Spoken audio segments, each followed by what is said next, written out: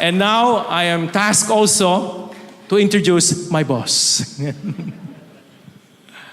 To give the keynote talk this morning with the theme, Authenticity in Business.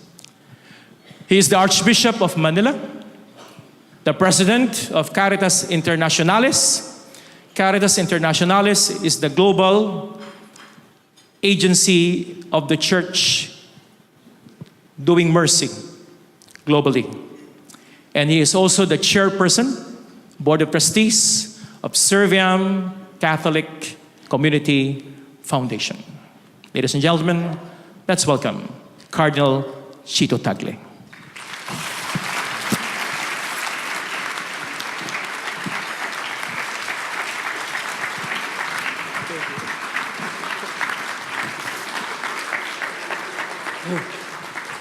Wow. Thank you. Please remain standing. Upo na ho kayo. Kayo talaga, tumayo kayo, hindi nyo pala mapapangatawanan. Wow. Welcome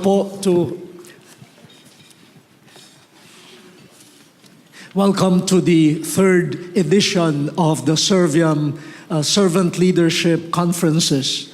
And we thank again the Serviam Catholic Charismatic Community for sponsoring this, and we thank the partners for this year's conference. This is supposed to be a keynote address, but instead of trying to capture everything that this conference is meant to achieve, which I am not able to, allow me just to think aloud in front of you. It may sound like I'll be rumbling, but that's okay. If you get confused, then I have achieved my goal. If I have motivated you to put some order in what I will sow in your minds, then again, I would have achieved my goal.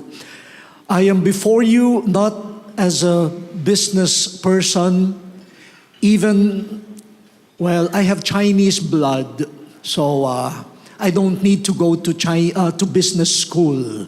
No, it's in my genes. But I come before you in this keynote address to share some of the wonderful resources that we have in the Bible and in the social teachings of the church. And I will try to link them to the world of business, which is a noble vocation. To be a business person is a holy calling. One of the books that I have here is The Holy Use of Money. Akin to, baka kunin ninyo. The Holy Use of Money. It's a noble vocation to generate wealth, to tap the creativity of people and their talents, God-given talents, to develop the earth, and to help in the distribution of the goods of the earth. That's noble. But just like any human enterprise, the world of business could also be ambivalent. We face that, and it's not only in business. You find that even in the noblest, enterprise called public service. The ambivalence is found even in spiritual, religious service. Where we find human beings, we find such ambivalence. And a conference like this is an invitation for us to continuously tread the path of renewal, which includes pausing, reflecting, and even making some decisions for the purification of our motives and the purification of our action. Servant leadership. A servant is someone who serves someone else, somebody else, or something. A servant recognizes a master. But a leader often thinks that he or she is the master. That's why when you call someone to be a servant leader, the person experiences some sort of a split. In the morning, I am a servant. In the afternoon, I am a leader. And when do we put the two together? That's the crucial question here. Every leader somehow serves someone or something. A leader is not exclusively served by others. A leader also serves someone or something. And it is part of our ongoing formation as leaders not only to learn how we could animate others to be servants, but it is also our responsibility as leaders to know and to admit with humility, what are we serving? What cause are we serving? Who are we serving? A leader is always a servant. And we need to articulate that. What am I serving as I exercise leadership? So with that as a background, allow me to lead you to some meditation. No. Sinimula naman kanina yung parang prayer service, no worship. So itutuloy ko na yung meditation. I hope to dwell only on 2 points, and I will allow the other speakers to unpack some of the elements of servant leadership in the business world. The first part of my reflection comes from this statement of Jesus: you cannot serve two masters. So if I am a servant leader, I must be clear. No, whom am I serving? Or worse, who are my many masters? And Jesus is saying you cannot serve two masters. If two masters are too difficult to serve at the same time, imagine if you have 3, 4, 5, 6. How could you serve? And how could you lead as a form of service if you have a multitude of masters? And Jesus identifies it. You cannot serve both God and mammon. Mammon. In one parish na nagsilbi po ako, yung isang nagbasa sabi, hindi mo mapaglilingkuran ang dalawang Panginoon. Hindi mo pwedeng paglingkuran ang Diyos at ang mamon. Ang sarap pa naman ng mamon.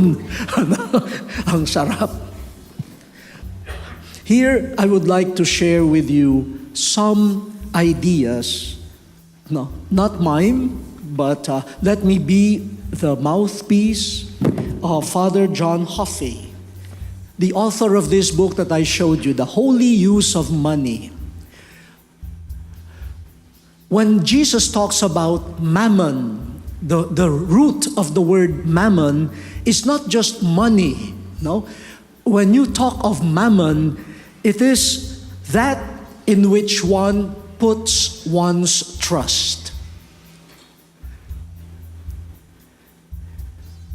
And it's not bad to trust in someone or in something. But what Jesus is alerting us to is the possible disorder in our priorities of service. And so we need to identify the mammons in us.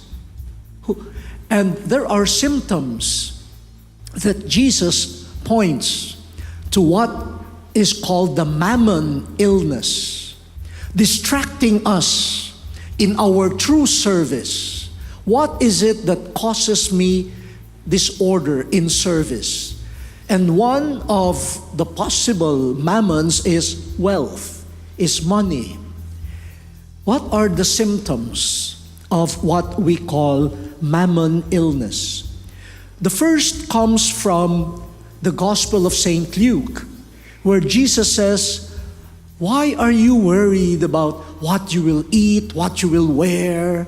You are running around like crazy looking for these things." Running around. And he says, "Look at the birds of the air. Look at the lilies of the fields. They're not running around." God knows your needs. Now, Jesus is not telling us not to work. Jesus is not telling us not to be productive. There are many parables also where Jesus tells us that God expects productivity. What Jesus is alerting us to is, where do you put your trust? Whom do you trust more for life? And he says, people who are running after material goods for a good motivation, if they are not careful, might end up not believing in God anymore, not trusting in God anymore, not serving God anymore, but serving mammon, wealth. So it's a question of belief, trust.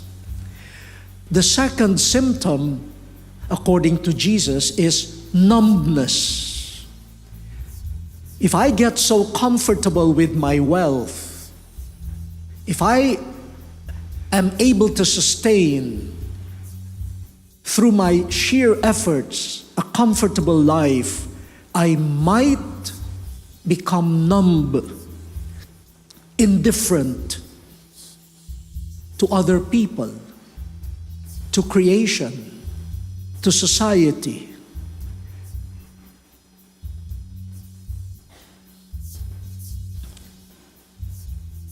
My comfort might make people invisible.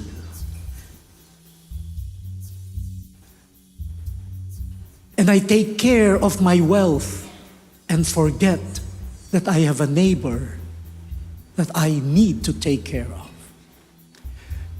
We have the parable of the rich man eating, feasting every day, but at his door was Lazarus the beggar. But the rich man did not see, did not hear.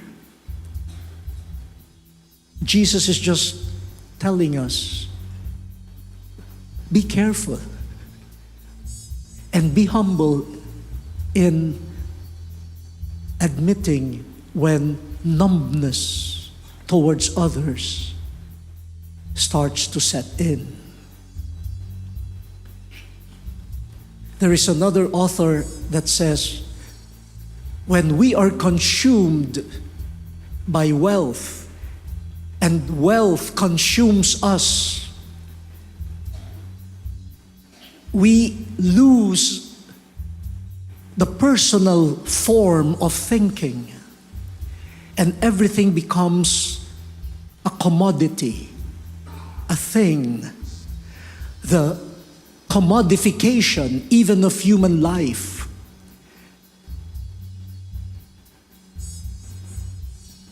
Everything is about marketability and consumption. I lose my own personhood. I interview young people. Why are they so keen on buying like signature shirts? It's not about the shirt. It's about about myself, being marketable?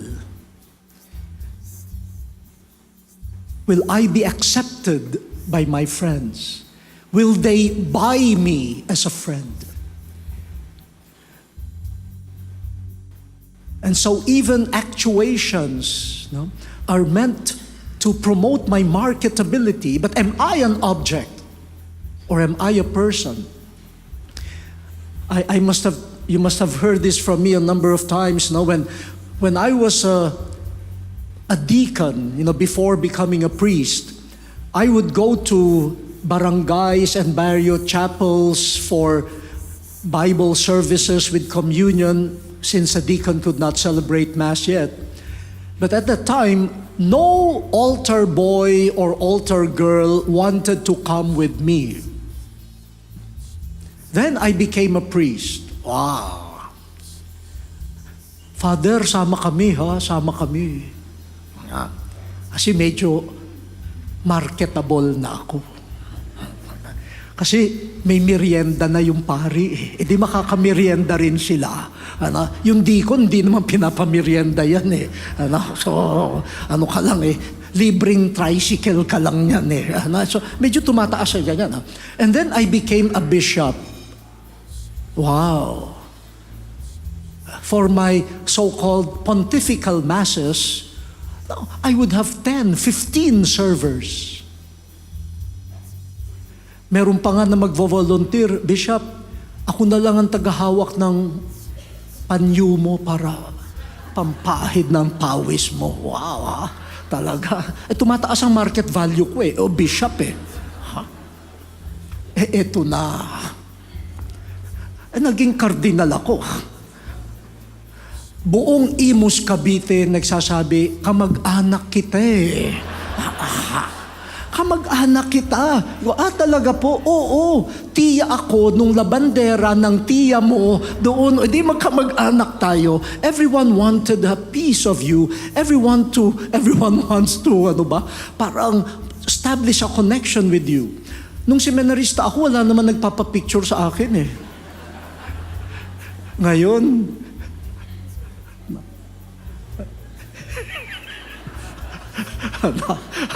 marami yan, talaga. Hindi naman nagbago ang mukha ko. Ito pa rin naman. Hindi naman ako gumugwapo. Pero where does my marketability reside? At minsan tatakot-takot ka. If you don't check your motivation, you might just be promoting your commodity or yourself as a commodity. And human persons disappear, including yourself. Sabi nga nila, missing persons. There are many missing persons. Kidnapped, killed, but on a daily basis, there are many people who are missing because they have been reduced to commodities.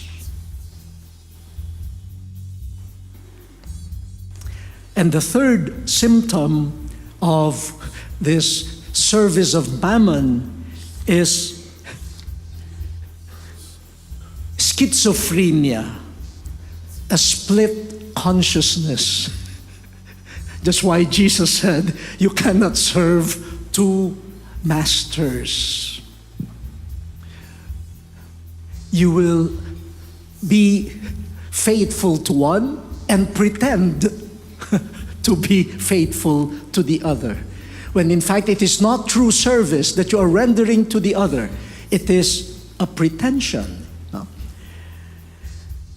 And so Jesus is telling us, please decide.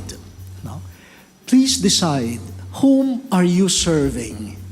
Who is your leader? For as a servant, you reflect the leader that you are serving. If you are serving mammon, then your leadership will be dictated by mammon. If you are serving a transcendent value, then your leadership will also be shaped by that you are serving, the transcendent value. And in the case of believers, it is God. And one signal, no? And of the three symptoms, the second is one thing that we are very much afraid of. We don't want to add to the missing persons in the world. The most dramatic are those that are being killed. But what we do not notice are the many missing people because they have been reduced to a thing, to a commodity, and simply used. They're not persons anymore. They become really just spare parts to sustain something that is supposed to be noble. This is a temptation for every enterprise, and today we in the business sector are being asked to reflect on that. Now I go to my second and hopefully last point. Ano ba ho sabi dito? 2027. I have 20 minutes more or what? Or I have confused 20 minutes already. Ano ba? Hindi ko. Or I have 20 minutes pa. Minamadali ko eh. Yeah. Now, I would like to dwell on the missing persons. Yung mga nawawala. And here I shift from Father John Huffey and also from Father John Kavanagh to one of your own, Dr. Charles Schwab, the founder and the president of the World Economic Forum. He is my conversation partner. He's I cannot say he's a good friend, but we know each other, and he calls to discuss things. In fact, I'm supposed to be in Davos, pero sabi ko, pasensya ka na, nauna na ang Serviam eh. Kung pupunta ako dyan, di ako makakarating sa Serviam, kaya dito ako. Yeah, and mabuti na lang hindi ako pumunta. But I was there too in 2014, and it was a frightening, really frightening moment for me, to mix there, to mingle with heads of states and to meet, to bump into people whom you see on television, big financial names, etc. But here, when we talk about one of the symptoms of the mammon illness, numbness, and the disappearance of peoples, we have to look at the emerging, what he calls fourth industrial revolution, which is fueled by the digital revolution. Virtual reality, which even becomes real for others. Just to shock you a bit, in the commodification of human beings, as Father Anton said, I'm president of Caritas International, and we get involved in the worldwide advocacy against trafficking in human persons. In the past, the trafficking of human persons were still a bit more physical. You have kidnapping, they're being sold either to prostitution or to slavery. Now, it's happening online. We have a group here in the Philippines, the youngest victim of cyber exploitation, cyber sex, that they were able to save was a 10-month-old girl being sold, a commodity, being sold to prostitution by her own parents online. And the client was in the United States. We were asking, how is the money transferred to the Philippines? I won't tell you. The money transfer agencies, but we have names. But when the mother was confronted, she said, but this is not real abuse because the client is not able to touch my daughter. This is virtual. I am the one touching.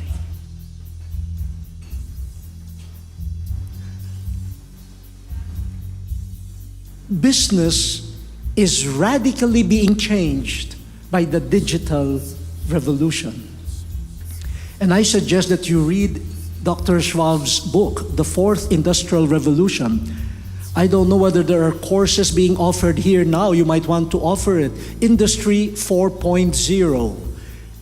No, it's being offered in other parts of the world right now to prepare us, business, governments, civil society, for a world that is being reshaped by the virtual digital revolution.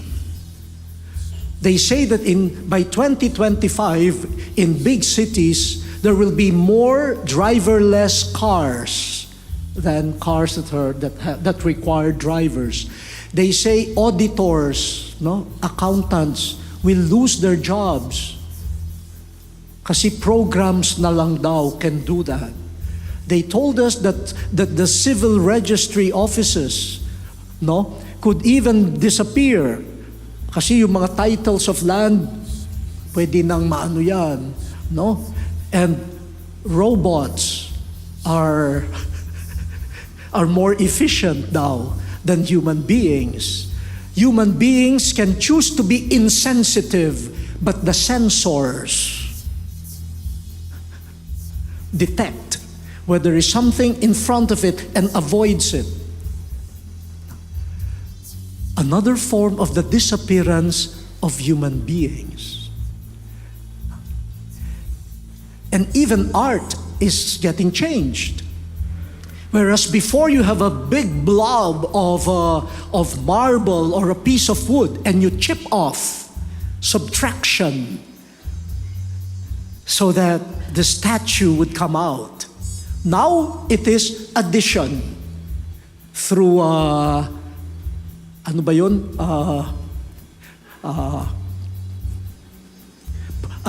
3D printing. You don't chip off, you add layer and layer, and then you have an artificial hand. You can order an artificial liver. Even being human is changing. They say that there will come a time when a DNA from your skin cell or your hair in the laboratory could be transformed into a sperm or into an egg, an ovum, and they would be fertilized. So you would have a human being with no father, with no mother.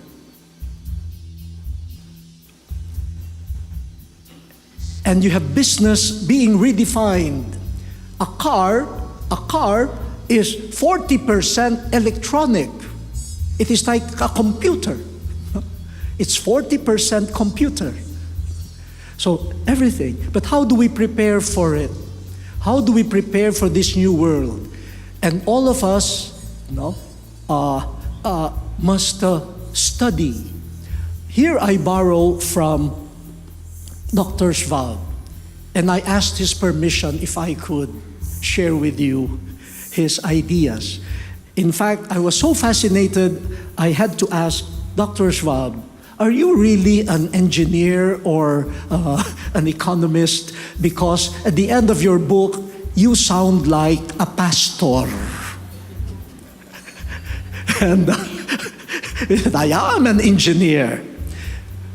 And he he invites all of us, the world of business, the world of governments, etc., to develop now what he calls 4 types of intelligence.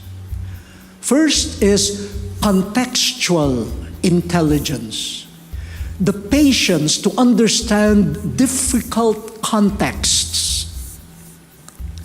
And contexts right now come in bits and pieces that we have to put together. So the patience to study and the patience also to connect the dots for us to be able to understand what is really happening. Contextual intelligence. The second is emotional intelligence. This is the heart. The capacity to critique myself. The capacity to purify my motivations. The capacity to relate to human beings. The capacity to empathize. He says that is important because many new forms of suffering will emerge. New forms of dislocation will emerge. And maybe new forms of dehumanization would also come. So we need people with the heart, the intelligence of the heart. The third, he says, is inspired intelligence. Meaning, we need people who can generate trust. So that sectors or individuals coming from different groups or coming from different interests could come together, dialogue for the common good. But you need people who are able to generate trust. Some people don't have that intelligence of generating trust. Makita mo pa lang ang kanilang anino, kinakabahan ka na. No, but we need more people who could generate trust, the space for encounter, dialogue, and search for the common good. And the fourth, he says, we need physical intelligence. Now, taking care of yourself, your body, and taking care of the environment, for this is the habitat for our growth. Contextual intelligence, the intellect, emotional intelligence, the heart, inspired intelligence, the soul, and the body. Then he says, isn't it part of the Bible that tells us, love God with all your mind, with all your heart, with all your soul? He ends his book by saying, in the end, it comes down to people, culture, and values. Indeed, we need to work very hard to ensure that all citizens across cultures, nations, and income groups understand the need to master the fourth industrial revolution and its civilizational challenges. Let us together shape a future that works for all by putting people first. This is the president of the World Economic Forum. Let us together shape a future that works for all by putting people first, empowering them, and constantly reminding ourselves that all of these new technologies are first and foremost tools made by people for people. We're back to mammon. Are they tools or do they become masters? Do we possess them for the common good or do they possess us And in the meantime, people are missing. People are missing.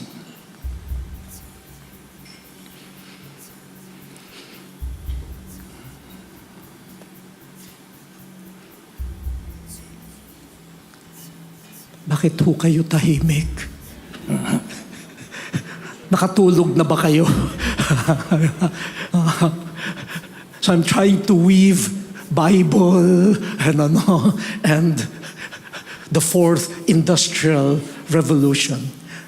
So this seminar, this conference is timely, and I hope there will be follow-ups on this, no? Kasi we are just beginning to understand all of these things.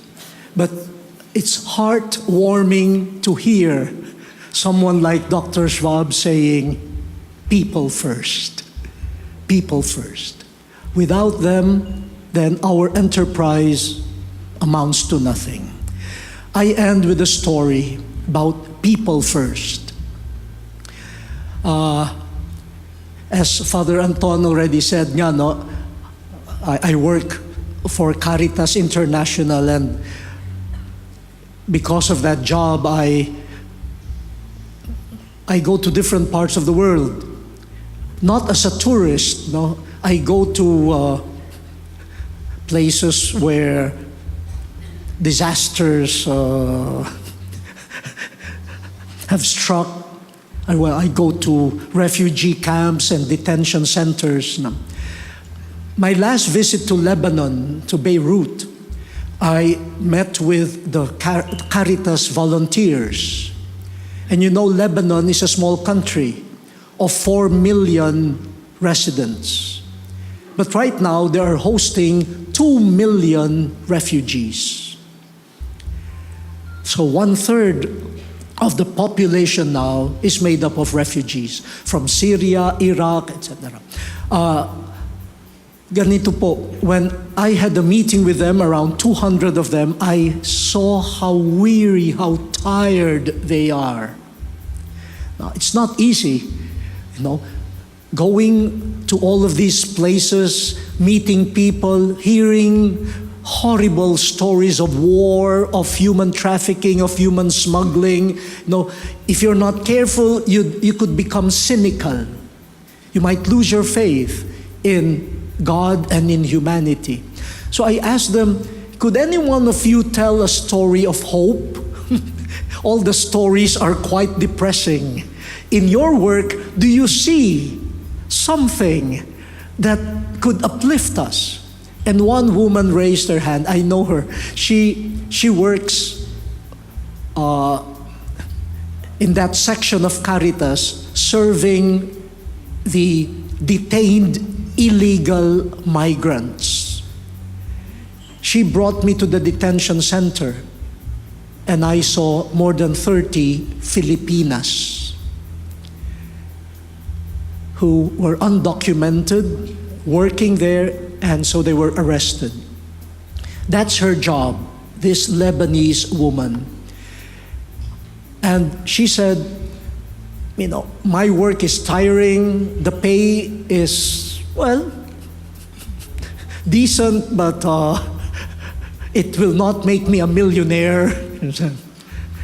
But she said, one day, she was invited to Syria for a seminar for Caritas workers in Syria on how to address illegal migration. So she went there. Every day, she would take a taxi from the hotel to the place of the seminar. One day, she asked the taxi driver, how much do I need to pay you? And the driver said, no, you don't need to pay. She said, I have money. You are working. How much do I owe you? And the driver said, no, you don't have to pay. She panicked. She said, oh, what payment will this driver ask of me?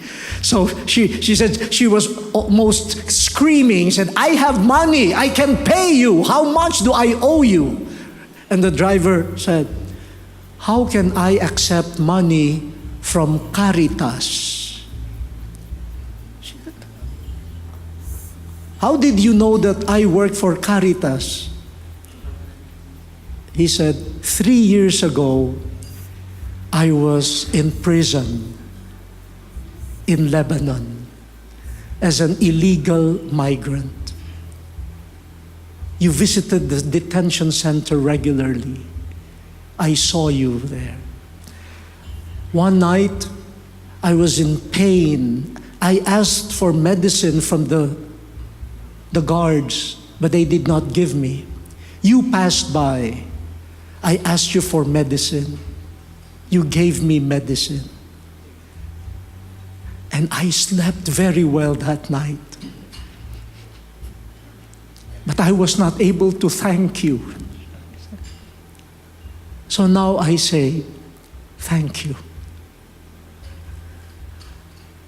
3 years after. And that gave this Caritas worker added impetus. He said, it is not a job. He said, it's about human beings, their lives. And said, I will continue serving now that I know that man, with just an act of kindness, could recover a life, a dream, and a future. First and foremost, people, they matter. Thank you very much for your patience and for listening. Thank you very much, Your Eminence, Cardinal Tagle, for that impassioned talk.